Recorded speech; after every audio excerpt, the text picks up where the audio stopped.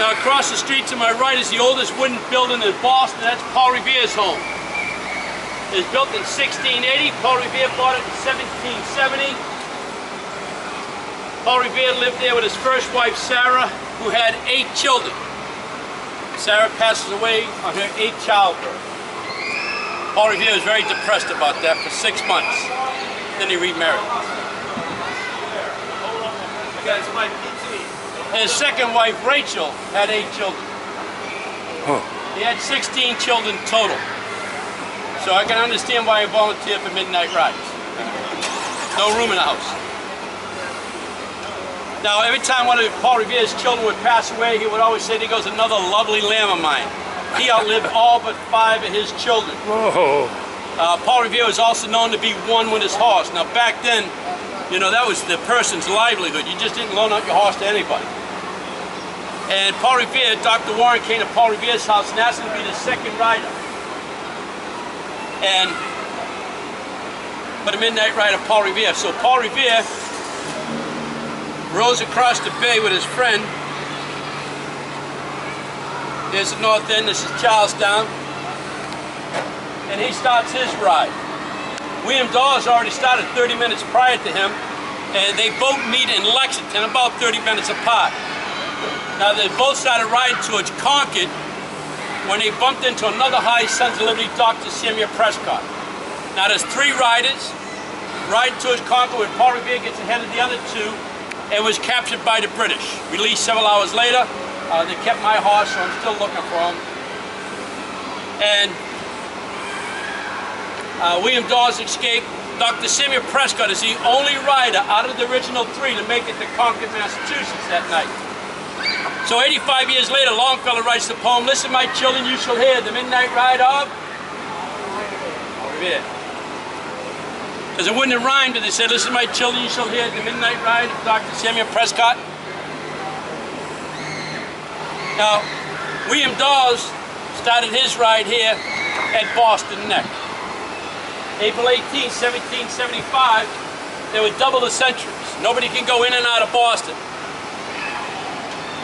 And they said William Daws perfected his way to get through the sentries by mounting his horse, dousing himself with beer, put his head on his chest, dropped the reins, kicked the horse, and they started walking towards Boston Neck. Of course, the British sentries would say, "Hope, who goes there?" It's William Daws. He's drunk again, let him go. And they said that's how he got through that night. By the end of the night, there was over 100 riders.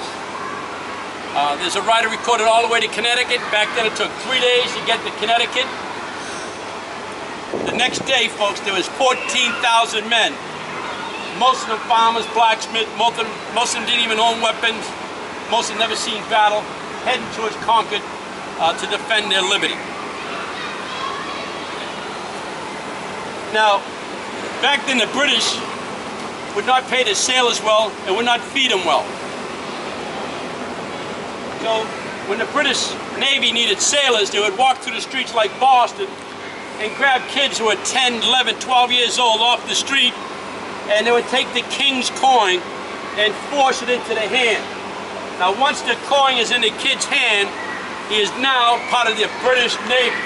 It's called Impressment. Most of the parents would never see their children again. They would either die at sea or they would live some other place. And this happened to a kid named Charles Taylor who lived here in the North End. And he was impressed to the British Navy. He eventually comes back. He's known as Captain Charles Taylor of his own ship. He eventually becomes a minister, known as Reverend Charles Taylor.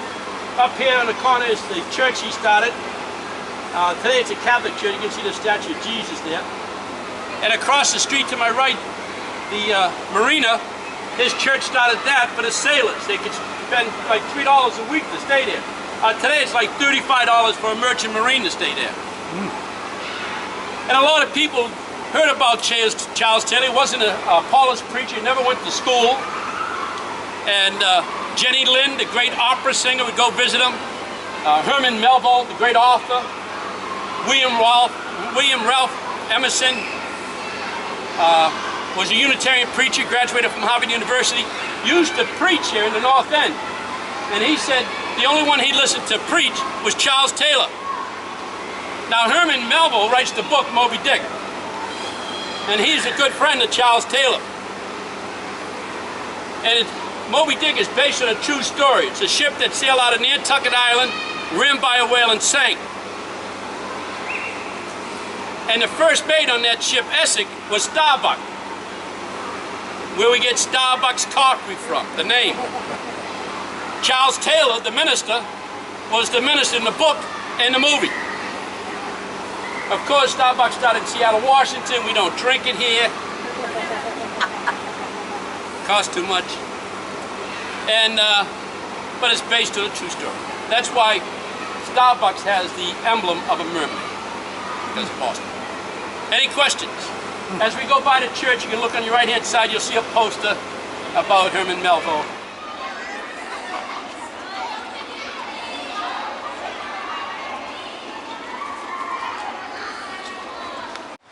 He reluctantly says as he's writing, you can tell as he's writing, and he didn't like to write this, but it was the truth. He said the Boston Tea Party was the best demonstration that he's seen legally done against the king's law. They didn't destroy the ship or steal it. They didn't steal the tea that threw it overboard and protest against the king's law. He said it's the best legally done protest. Behind you, 4 Garden Court, is the site where Rose Kennedy, the mother of JFK, was born. Her father, Honey Fitz, they lived there for a number of years, moved out to Brookline where JFK was born. When Rose Kennedy turned 104, she was asked by a newspaper reporter what was the best thing about being that old. Her reply, there's no peer pressure.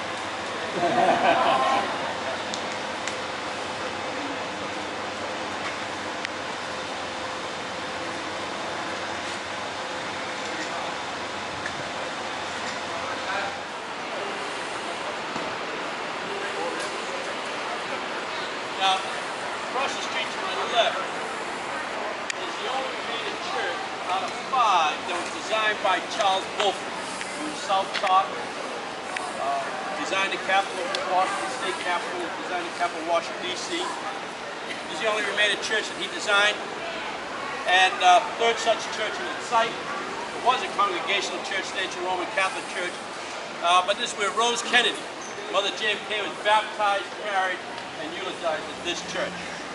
Now directly behind me is the statue of Paul Revere. Of course, that's the horse he borrowed from me. I'm still looking for him.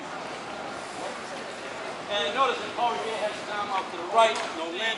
It was just in case he was captured that the lanterns were put up to warn the people on the other side in and around. You can see them lanterns that signal 20 miles around the whole structure at that time. And Paul Revere had a row across the bay in between the British ships on the dock there, supposedly had a so they wouldn't hear the creak of its oars. He had a muffler's oars with a warm petticoat. And rowed across the bay started his famous ride, Midnight Ride of Boston. Behind me, to my right, is the steeple of the Old North Church, oldest church in Boston, 1723. The walls of that church are 3 feet thick of handmade brick. And it's old English barn. Your masonry, your work construction, there's different types of barn. The English barn is where they lay a row of brick down vertically, then horizontal, vertical, horizontal. There's a crypt downstairs, like 1,500 people are buried there. You're going to go inside. They have a 10-minute free lecture. They have these high box pews, just open doors, have a seat. There's 4 statues of angels in there, and they're stolen. And if they don't mention the 4 stolen angels, you need to ask them. It's a good question to ask them. The Marquis de Lafayette, gentleman from France, well-trained in our Revolutionary Army at the age of 23. After the Revolution, visited each of the original 13 colonies. When he came to Boston, he visited the Old North Church. And inside, he said, the best likeness of George Washington is the bust of George Washington, the left side of the book. And he should know he's with him for over 8 years during the Revolution. They became great friends. Looks nothing like the $1 bill. So basically, this is where we're going to end the tour. You can see the Freedom Trail continues. Now, there's 2 things you can do. You need to go to the church first, and then you can either continue over to Charlestown, visit the monument first, where there's no elevator, but they have a great museum there, and it's free. And then go down and visit USS Constitution, the oldest commissioned ship still afloat in the world. That's free. The museum is free. It's excellent. The ship is only open from 2 to 6. It didn't drive up when I took board. And then if you don't want to walk back, there's a ferry boat outside the Navy Yard for $3 for an adult. A 20-minute ride. Beautiful day. You can see where Paul Revere rode across. You can see the Bunkhill Monument. You can see the steeple of the Old North Church. And it'll take you back to New England Aquarium, which is at the other end of Faneuil Hall in Quincy Market. Or, the best thing to do is stop here and have lunch after you visit the church. Then have lunch, then walk down to the New England Aquarium, get the boat ride over for $3 and the boat ride back for $3. While you're in Charlestown, there's a Warren Tavern, named after Joseph Warren. They said if he lived, he would have been there. And Warren Tavern, the framers, when they had the Battle of Bunker Hill, they burnt down the city of Charleston. That's what the British would do when they invaded the town. They burned the whole town, the whole city. And the frame of the building's originally was really good food over there also. So I gave you the TripAdvisor card. Please, anything good to say? Richard, anything bad to say? That's the boss. Hey, who's writing these things up? Now, before we end, would you like to hear another small story? Sure. Has nothing to do with the revolution. How many people heard about Helen Keller? Well, let me tell you a story about another woman locked up in a first asylum in the United States in Worcester, Massachusetts, in a cage in a cellar. And there was a nurse who worked there at the asylum, a devout church woman, befriended this lady locked up in that cage in a cellar by leaving a cookie on her plate every night she left work. The next day she'd come back to work, the cookie was gone, the plate was still there. And the doctors noticed a difference in this lady locked up in the cage.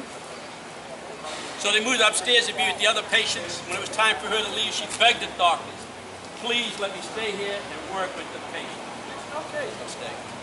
Now, years later, Helen Keller's in Europe receiving an outstanding medal for all the work she's done for the deaf and the blind. And they asked Helen Keller, who do you give all the glory to and all the credit to?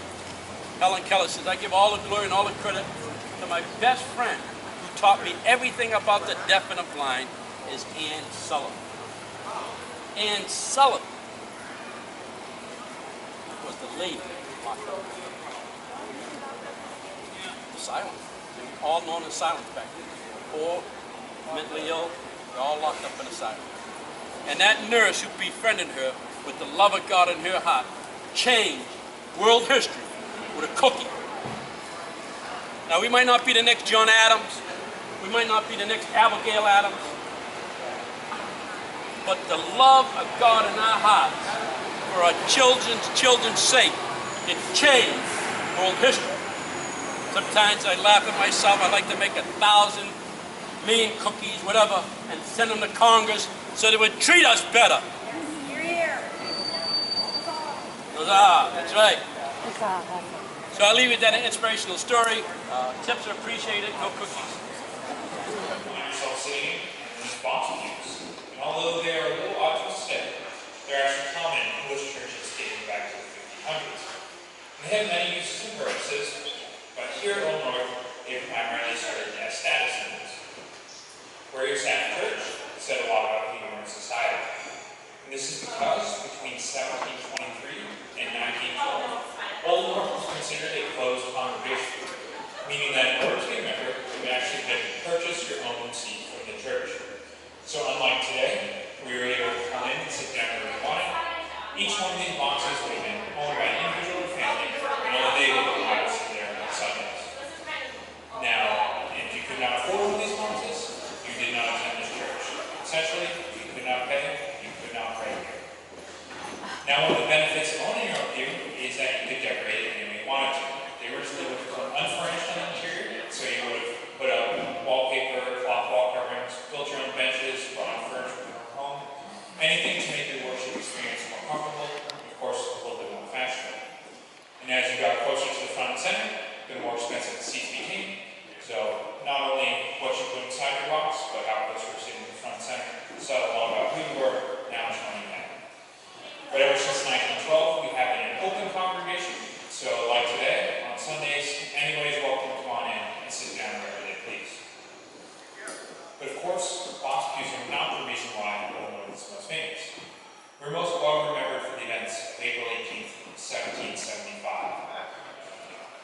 There they were born leaders of rebellion for Italian, John Hancock, and Samuel Adams, while also hopefully raising a militia force to help meet and stop the British.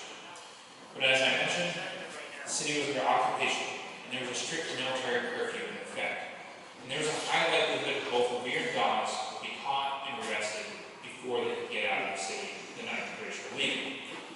They'd be heading to the south and down a narrow strip of land called the Boston Neck. And at the time, this was the only land road connecting Boston to Maine. If they saw two lanterns, it meant the British would be taking a shortcut via the water route. Those soldiers from Boston began rowboats, rowing down the Charles River and getting off into Cambridge for the beginning of March. And this cut a few valuable hours off their journey, so it was crucial for the Patriots to make how much time they had to react. And of course, this is where they get the famous line, 1 if by land and 2 if by sea. So on the night of April 18th, when the British laid the boats into the water, it was obvious which way they intended to leave the city. So Paul Revere had 2 men come to this church that night. And we believe they were the caretaker of this church, brought reveres in complete darkness up to the top, or finally at the top of the steeple, they lit those 2 lanterns and held them out the window for just about a minute. Now this doesn't seem like a lot of time, but it was all that was needed. So when Paul Revere arrived in Charlestown about an hour later, he found out that his message had been received, and those 30 additional riders were already on their way. He then borrowed a horse and began his own famous midnight ride. So by